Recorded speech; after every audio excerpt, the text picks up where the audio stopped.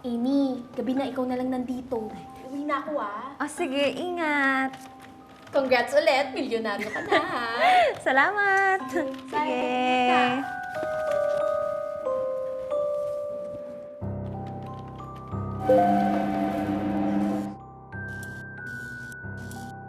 Kala ko ba umuwi ka na?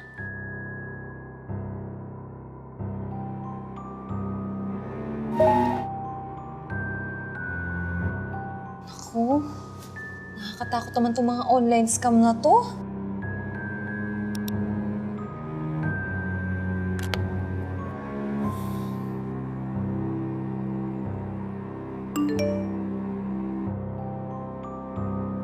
Congratulations.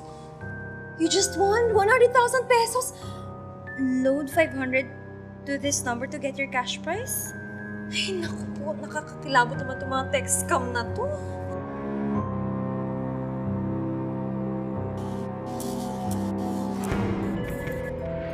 Teacher Amy, pwede po ba kayong mag-donate sa Children's Ghost Foundation? Mag-donate ka! Oh, pati ba naman mga bata ginagamit sa charity scams na yan?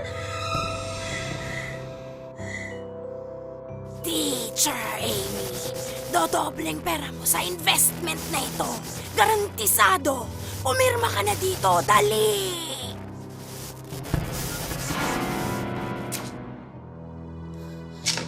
Uwi na nga ako. Minumulto na ako ng mga investment scams na yan.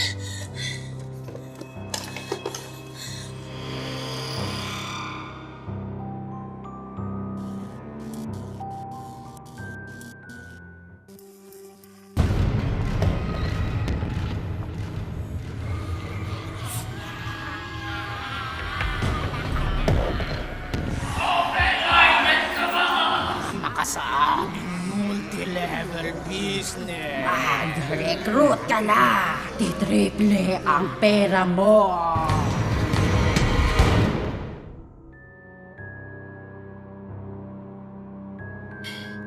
Muntik na ako mabiktima ng pyramiding scam na yan.